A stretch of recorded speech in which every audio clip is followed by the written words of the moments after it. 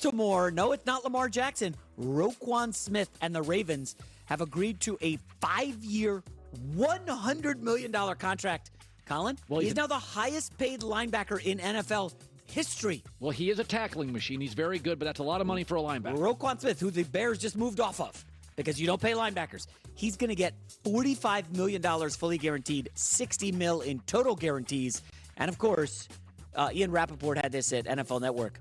Lamar Jackson, they could franchise tag him in the offseason. Yep. Yeah, you think he's happy with that? I think they're going to franchise tag him. Yeah, that or move off him, right? Well, you're the one that threw this out there. It's very interesting. Miami Dolphins make a run for Lamar. He's from the area. Can you imagine having Lamar, Tyreek Hill, and Jalen Waddle? It would be the fastest offense in league history. Oh, ridiculous. I mean, serious. Is this a slap in the face to pay Roquan Smith all the money he wants? Well, and you're not, I know people are saying, well, Jason, they offered Lamar Jackson. That's not what he wants. Lamar Jackson is an MVP and has taken Baltimore to the playoffs, 3 years in a row when he was a starter? Healthy? You make it, Miami calls and say, we want Lamar, and you say, okay, but we get one of your receivers. We get Jalen Waddle. Because we have to rebuild our receiving core, and then we go out and get another quarterback. I'm doing that. I'm doing that. We have had a major disruptive quarterback move that nobody saw coming. We've had 3: Wilson Broncos, Stafford Rams, Brady Bucks. We're getting one a year. Lamar to Miami is not crazy. I think they're moving off too. I think they have to. If you're Mike McDaniel, you say, sure, we'll take fast receivers. I can get anybody open. Kyle Shanahan gets anybody open. Right. Lamar Jackson, Colin, is it weird that he is still not practicing? It's been over a month now. No, I think and no chatter coming out of Baltimore. No chatter from their excellent local reporters. What's going on here? This is one of the great mysteries of the NFL. It's weird that it's not being covered more. Like, the market is telling you this week it's going to be Tyler Huntley starting. It's 6.5, maybe 7. I thought Lamar was going to be back a month ago. Supposed to be back Christmas Eve, according to another network. All right. J-Mac with the news. Well, that's the news. And thanks for stopping by. The Herd Lie News. Dress shoes, I don't like them. Stiff and clunky. I got wide, flat feet. Enter Wolf and Shepherd. They changed the industry. They've made of a game, the excitement of what's going to happen, and knowing that for the next 3 hours, it's my job to kind of take people through that journey of explaining the game and whatnot. But I'll tell you what, I'm glad Fred Warner's not hitting me. I'm glad I'm not responsible on the first play play pass that I got to block Joey Bosa or Nick Bosa. These guys are real, man. It's a tough world down there. So I'm very happy to be in the booth. I'm very excited to be working with my crew, be able to enjoy the special nature of especially playoff football. I've never called a playoff game. Super psyched for that this year. So it's been a special year. Our crew is awesome. They're great to work with. And looking forward to riding this thing all the way through the Super Bowl. You're one of the good guys. You did a remarkable job. Burkhart, Aaron Andrews, the crew. Great seeing you, my man. Appreciate you, man. I'll see you at the Super Bowl. Yep. Greg Olson. Good dude. Known him for a long time. J-Mac with the news. No. Turn on the news. This is the Herd Lie News. Yeah, it's funny that Burkhart and him are working together. Greg Olson, I covered him in high school. My first newspaper job, he was a freshman in high school, Wayne Hills Elementary in northern Jersey. Was he good? His dad was a coach. He was starting as like a freshman. I mean, he's huge. He's like 6'3". I mean, the guy was a beast. Defensive end, tight end. You could see this guy's got a lot of talent. Well, he's a Miami Hurricane. He was probably a big-time recruit. Big time, huge. All right, first up, Patriots have had their share of drama throughout the year, but Bill Belichick intends to return for his 24th season in New England. Offseason starts now for Belichick. One of the big questions will be Mac Jones' future with the team. Here's what Belichick had to say. Mac Jones, health permitting, is he a player that you envision being your starting quarterback next season, or is this a position you need to reevaluate this offseason? Mac has the ability to play quarterback in this league, and we have to all work together to try to find the best and most best way to as a football team, which obviously the quarterback's an important position to be more productive than we were this year. You hear that closely? I don't think Mac's the problem. What do you hear? It didn't seem like it was Mac is our starter next year. You know what he did yesterday that I thought was very interesting? When they asked Belichick about next year, he put a stamp on it. I am returning next year. Nobody asked him. Like, he put it out there. I am returning. He wants to make it very clear. He's not giving Robert Kraft wiggle room. I am committed to next year.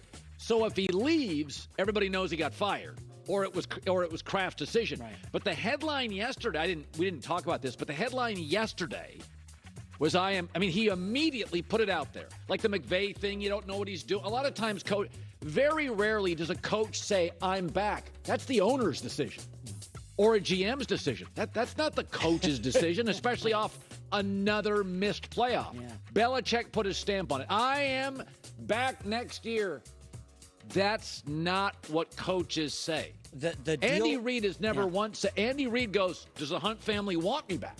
Now, obviously they do. Right. But I thought that was a very interesting, I'll be back, not giving Kraft any wiggle room. Yeah. If Bill's not there, he got whacked. So remember, in August, I said this to you, over under 1/2 playoff victory for Belichick post-Brady with New England. And I think we were kind of like unsure of where to go. I don't see a path to this team outside of changing quarterback. This was the year to do it. Why? Because the Jets don't have the quarterback yet, and Tua got hurt. If Miami goes and gets Derek Carr, and the Jets make a move for, say, Garoppolo, you arguably have the 4th best quarterback in the division. You're not making the playoffs. So this was the year to make hay. And by the way, Pittsburgh, they're not going anywhere. Yeah, Denver, if they get Harbaugh and Russell, going up. they're back. So this is the year. I just don't see what the path to the playoffs is for New England. Do you? Like Mac Jones. I don't think Mac's the problem. They are slow offensively. I mean, Devontae Parker is not really a separator guy. Miami dumped him in a heartbeat. So it's like they don't have anybody, Jacoby Meyer. They don't have guys that separate. They're average at tight end. They're average at wide receiver. They're solid at back. Their O-line's good. It's not spectacular. You know who this comes back to? Bill Belichick. He's putting together the roster. He's bungling drafts. I mean, again, this was the year to make hay. The Jets are a mess at quarterback, and Tua got hurt. This was the year, and they couldn't do it. Oh, by the way, Cleveland and Deshaun Watson, they should be better next year. No. AFC's going to be better. Very tough. Cleveland will be better. Denver? Again, you would think Brandon Staley, if he's back another year, should be better. Denver's going to absolutely get it right with Peyton or Harbaugh. They'll be better. Jacksonville. If Tennessee were to add Aaron Rodgers, as you speculate, that's a playoff team. I mean, they missed it by 1 game. AFC's brutal, man. It's very tough. What if Brady goes to Vegas? Brady goes to I'm telling you, it's like it's over. Yeah. Poor Belichick. Gosh, I weep for that guy. Poor Belichick. Yeah. Next up, Green Bay Packers. They ended their season Sunday, man. I was so wrong about that game against the Lions. Knocked them out of playoff contention as they enter the offseason. There's a lot of changes, and Matt LaFleur spoke to the potential of a reunion with his former OC. Wait for it, Nathaniel Hackett. Here's what he had to say. Yeah, I think I've definitely entertained all that. I think you can never have enough great coaches, and certainly you guys know how I feel about Nathaniel and the job that he did here. And but again, just getting started into the evaluation phase. I did talk to him, prior or after he got let go in Denver, and I know that he needs some family time as well. Yeah. Hey, Aaron, please come back. We're getting Nathaniel Hackett back in the fold. Like, is that your selling point? I don't know. Packer fans are funny. Like, you think Stan Kroenke, if Aaron kept doing this retirement dance, Stan Kroenke would go down to Aaron Rodgers if he was a Ram and say, you got 24 hours, make a decision. The idea that Aaron just holds Green Bay's fans, the cheese hats, hostage, and they're so frightened. What are you getting the last 3 years? Home losses to Goff, Garoppolo, and Old Tom. It's almost Favre-ish. Remember the final days of Favre? Yeah, I mean, it's Aaron is not Mahomes. He's not that good. He's not Burrow. He's not Allen. He's not Herbert physically. He's not a top 5 quarterback anymore. I had a buddy who is a huge Packers fan text me this. The final throw of Favre's career with the Packers was an interception in the playoffs. If Rodgers is done, his final throw as a Green Bay Packer was an interception. By the way, he had 2 terrible fourth quarter picks. One got called back against the Lions defense. Those are throws Mahomes doesn't make. Burrow doesn't make. You had, 30 years, 25 years with Favre and Rodgers, and you got 2 Super Bowls? That's it? So what you have to do, if you were going to move off him, you move off him in the summer. You're not going to get draft picks for this draft, but the roster needs another receiver, another tight end, and edge rusher. You got about 3 needs. It's a very good roster. You could certainly win the division next year because Minnesota's certainly not going to win all these close games like this year, right? Well, it's not the way Detroit's coming. I don't know. Well, we'll see. Jared Goff or Jordan Love, if Jordan Love's the quarterback of the Packers. Jared Goff in that system, Colin, with Ben Johnson back, if he does return. I think Ben Johnson's getting the job.